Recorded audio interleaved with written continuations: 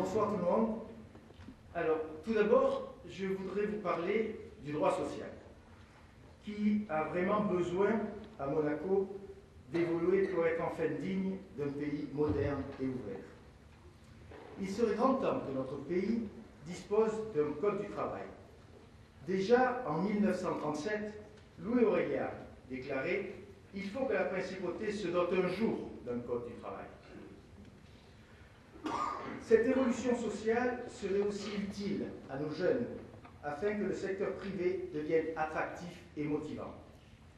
Car il faut qu'il soit de plus en plus investi par les jeunes monégasques, et plus particulièrement les plus diplômés d'entre eux. Aujourd'hui, il n'y a toujours pas de loi sur le contrat de travail à durée déterminée, le travail intérimaire, le temps partiel, le reclassement des INAC, le congé parental d'éducation, etc.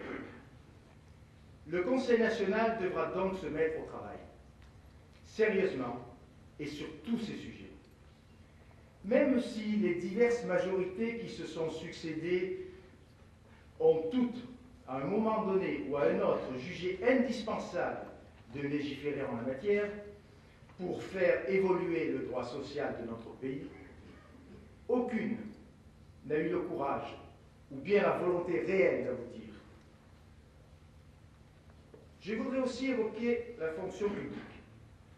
Là aussi, depuis que l'on entend dire qu'il faut établir des profils de poste par catégorie, afin d'éviter l'arbitraire et pour rendre l'administration plus juste pour la majorité des fonctionnaires et plus efficace pour l'ensemble de la population, qui, à ce jour, a eu la volonté concrète d'établir définitivement ces profils de poste basés uniquement sur des critères objectifs, impartiaux et transparents.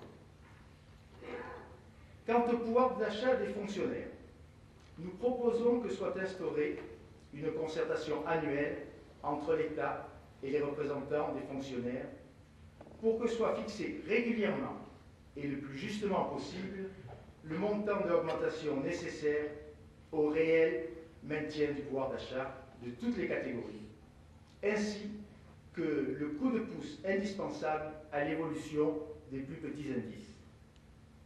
Bien sûr, cette concertation légitime ne dispensera pas pour autant le Conseil national de l'intérêt qu'il doit porter à l'évolution du revenu des fonctionnaires, mais au contraire, il lui permettra de suivre régulièrement cette évolution au lieu de s'en inquiéter qu'à la veille des élections.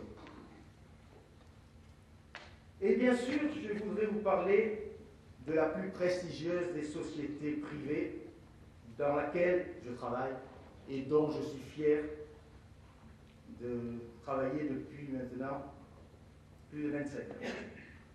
Cette entreprise,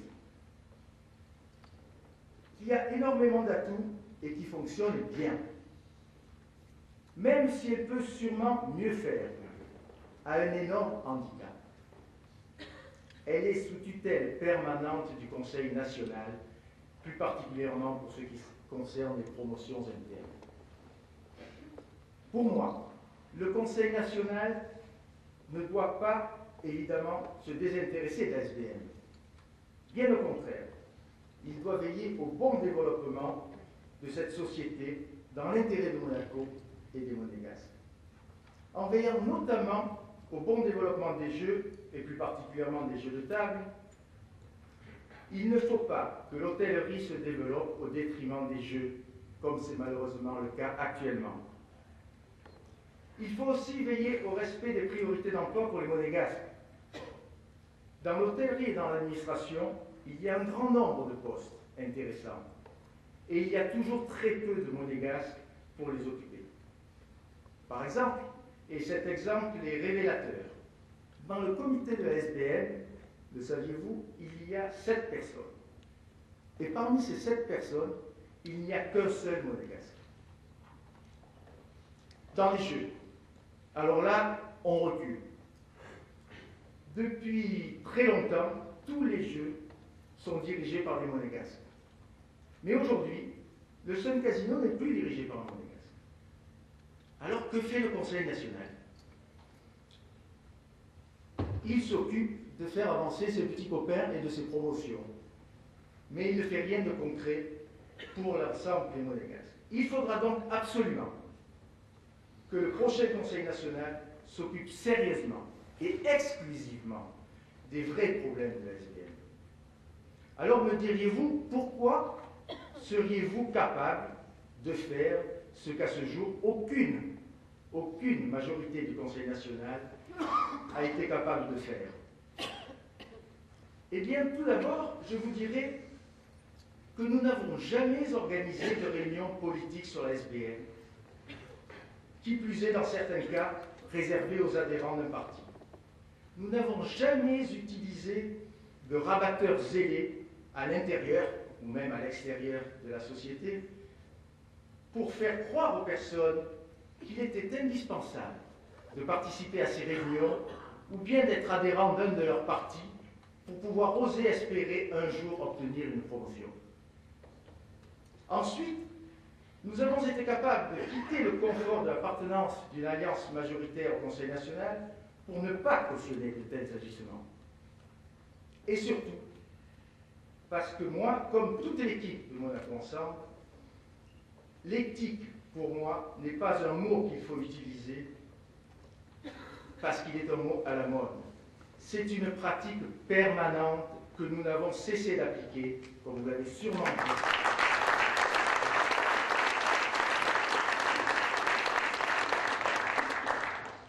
Que nous n'avons jamais cessé d'appliquer, comme vous l'avez sûrement constaté, je dirais, dans toutes les actions politiques que nous avons accomplies.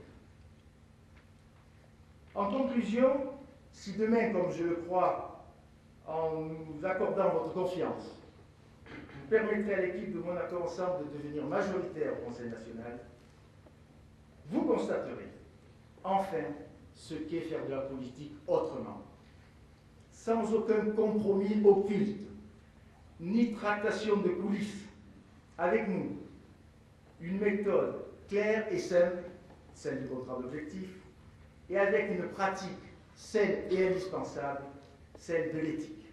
Je vous remercie.